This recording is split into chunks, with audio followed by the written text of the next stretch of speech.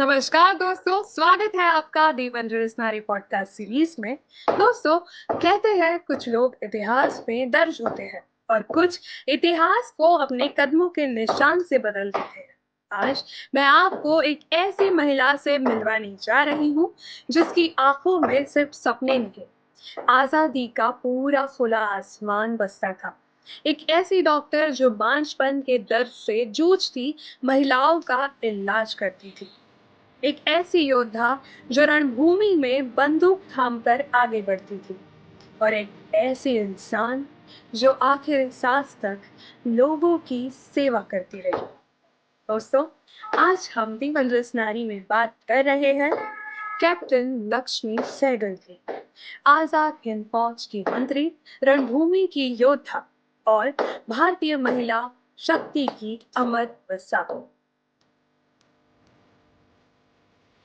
कहानी शुरू होती है 1914 के मद्रास से। जन्म लिया एक ऐसी बच्ची ने जो अपने खानदान की आरामदायक जिंदगी के बजाय रास्ता चुनेगी संघर्ष का। लक्ष्मी, जिनके पिता एक जाने माने वकील और माँ एक एक्टिविस्ट थी, घर में ही हक और न्याय की आवाज सुनकर बड़ी हुई लक्ष्मी। स्कूल में बेहद तेज, कॉलेज में मेडिकल की पढ़ाई और स्टूडेंट लाइफ में ही महिलाओं के लिए काम करने का जुनून।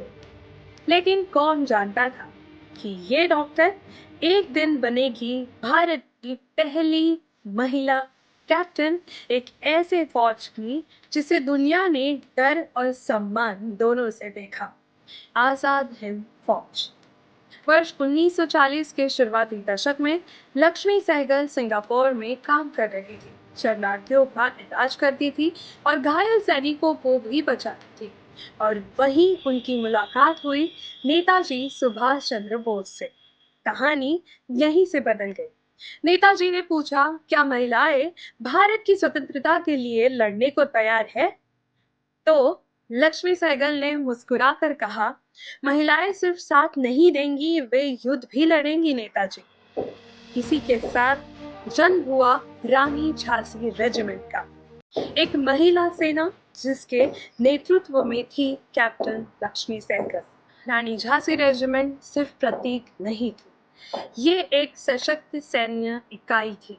लक्ष्मी सहगल ने महिलाओं को ट्रेनिंग दी, हथियार चलाना सिखाया, यहाँ तक कि गोरिल्ला वॉरफेयर तकनीक भी सिखाई। और हाँ, वो खुद इन सब में सबसे आगे रहते थे।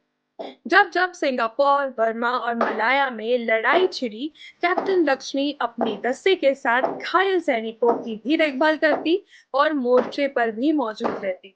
उनका एक ही मंत्र था, भारत माता की आजादी हमारी आखिरी सांस तक।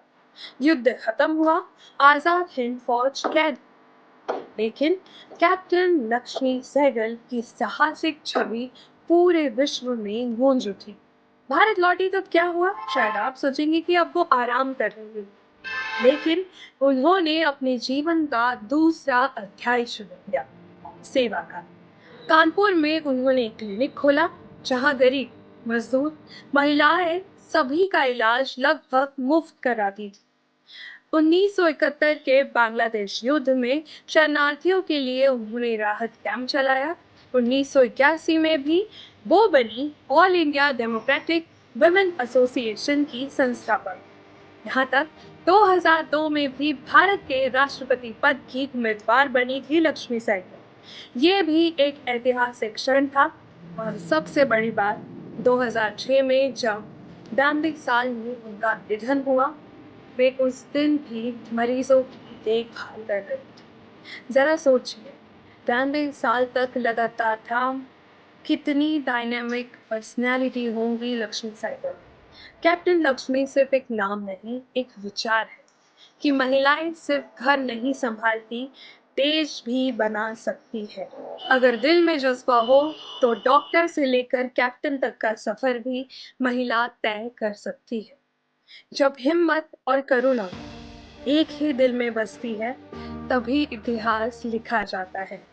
आज जब हम कैप्टन लक्ष्मी सहगल की कहानी सुनते हैं, तो ये समझ में आता है कि एक इंसान की दृढ़ इच्छा किसी भी युद्ध से बड़ी होती है। सपनों की उड़ान किसी भी सीमा से ऊंची होती है और एक महिला सिर्फ प्रेरणा नहीं, क्रांति भी बन सकती है। अगर आप कैप्टन लक्ष्मी सहगल की जिंदगी के बारे में और गहराई से जानना चाहते हैं, तो इस वीडियो में मैं आपको 3 रिकमेंडेशन जरूर देना चाहूंगी। पहली है अ रिवॉल्यूशनरी लाइफ। ये उनकी खुद की लिखी आत्मकथा है, जहां उन्होंने बचपन से लेकर आजाद हिंद फौज और जीवन भर के सामाजिक कामों तक का सभी कुछ कहानियों की सच्चाई लिखी है। दूसरी, कैप्टन लक्ष्मी सहगल बाय के राजेंद्रन। एक छोटी और बहुत ही सरल भाषा में लिखी बायोग्राफी है। यंग रीडर्स के लिए ये बिल्कुल परफेक्ट है। और तीसरी, एक डॉक्यूमेंट्री है, captain Lakshmi Sahgal a real life heroine. ये डॉक्यूमेंट्री आपको यूट्यूब पर उपलब्ध रहेगी। ये डॉक्यूमेंट्री में उनके दुर्लभ फुटेज और इंटरव्यू है, जो आप देख सकते हैं। ये केवल 10 और 12 मिनट की है। इस पूरी डॉक्यूमेंट्री में उनकी पूरी यात्रा समझ आती है। ये तीनों रिसोर्सेस आप बिल्कुल देख सकते हैं। और अंत में, अगर ये कहानी आपके दिलों को छू गई है, अगर आपको भी लगता है कि हमारी भारतीय नारी शक्ति की कहानियां दुनिया तक पहुंचना जरूरी है, तो दी वंडरस नारी को सब्सक्राइब करिए, फॉलो करिए और शेयर जरूर करें, क्योंकि यही मिलेंगी आपको ऐसी ही अद्भुत, अनकही और प्रेरक भारतीय महिलाओं की कहानी। और इसी कोशिश के साथ हम हर हफ्ते, हर शनिवार को ऐसी ही कहानियां आपके सामने लाते हैं। तो जरूर मिलेंगे अगले हफ्ते एक नए एपिसोड के साथ।